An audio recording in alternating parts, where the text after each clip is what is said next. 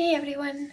I thought I would start to read some chapters every day from one of my favourite books. It's Winnie the Pooh. It's all the different stories that are written about Winnie the Pooh, and the author is A. Milne, just like Miss Milne. And the first Winnie the Pooh story was written in 1926, which is 94 years ago.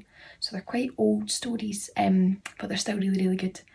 And they are children's stories. We love a good children's story, but they're also stories with really important messages in them, so they're good for adults too. So if you want to listen to these stories at night time, maybe before you go to bed, or maybe when you get up in the morning, and if you've got little brothers or sisters, or even big brothers or sisters, they could listen to them too. Winnie the Pooh by A. Milne. Now, this it's a complete collection of stories and poems.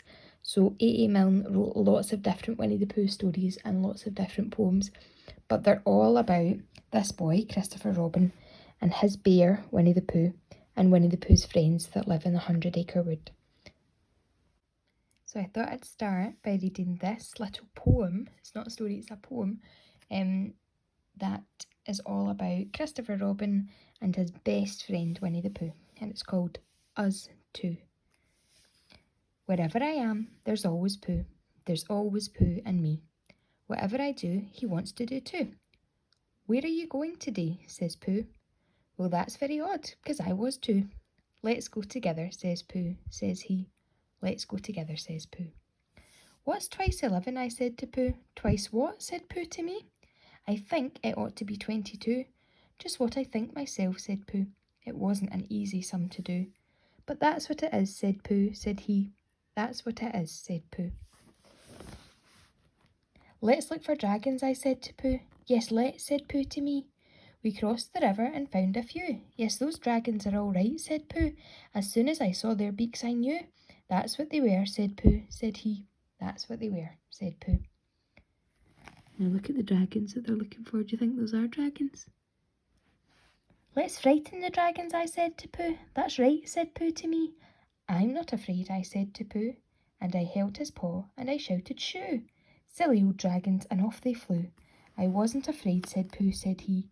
I'm never afraid with you. That's Christopher Robin and Pooh scaring off all the dragons. Are they dragons? I'm not so sure. So wherever I am, there's always Pooh. There's always Pooh and me. What would I do, I said to Pooh, if it wasn't for you? And Pooh said true. It isn't much fun for one, but two can stick together, says Pooh, says he. That's how it is, says Pooh. And that's Christopher Robin going to his bed at night time, and Winnie the Pooh's following him up the stairs. So that is a wee introduction to Winnie the Pooh and Christopher Robin. And I will put up some more stories all about these two, and we can listen into them and see how they get on, see what mischief they get up to. Now in that little poem we've met Winnie the Pooh and we've met Christopher Robin, and in that poem Christopher Robin, he's the voice of the poem, and he's saying how Winnie the Pooh follows him about everywhere and that they're best friends. And that reminds me a wee bit of when I was younger, my sister used to follow me about everywhere. I couldn't do anything without her.